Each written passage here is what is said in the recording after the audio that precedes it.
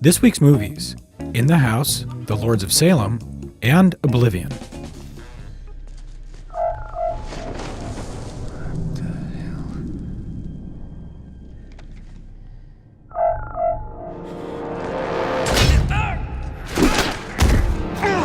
Directed by Joseph Kosinski and starring Tom Cruise, Oblivion takes place in 2077 after an apocalyptic war with space aliens. In her review, Manohla Dargis writes, "There's a kind of balancing act inherent in science fiction, a genre that often employs recognizable details to tether readers and viewers in fantastical realms.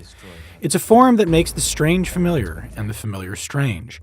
But because Mr. Kosinski hasn't come up with a new or different way of looking at the world, his old-fashioned flourishes prove as empty as the movie's lunar-like landscapes." I've been watching you, Jack. Tu sais, la semaine prochaine, Raph a un contrôle de maths très important. Je sens qu'il est angoissé. Peut-être on devrait lui prendre un professeur particulier. Bah, son copain Claude, il l'aide pas? Il a besoin d'un vrai professeur, pas d'un camarade de classe. In the House is about a high school teacher who is obsessed with the writing assignments of a student of his named Claude. In his review, A.O. Scott writes, "For a while the film succeeds, mingling absurdity with suspense and finding an undercurrent of pathos. But the dexterity of the actors and their director is not quite enough, and as the film accelerates, it also starts to sputter. Disappointment may be built into the film's premise. The best parts of a story are the beginning and the middle, when possibilities seem to expand.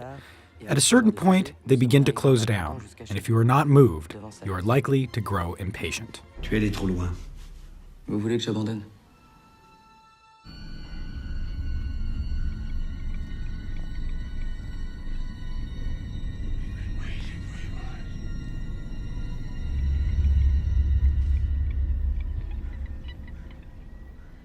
Written and directed by heavy metal rocker, artist, and filmmaker Rob Zombie, The Lords of Salem is about modern witchcraft in Salem, Massachusetts. In his review, Neil Genslinger writes, "Rob Zombie has a splattery reputation, but his latest is relatively restrained as horror films go. Considerable care goes into establishing the premise, but the film eventually abandons psychological subtlety for hallucinatory garishness, which is too bad. Rob Zombie fans, though, who may go into the film with a certain set of expectations, will have plenty to talk about when they leave." Let's be sensible about this. Who knows? We might be useful to each other. Forevermore, our eyes will burn with sights of the joy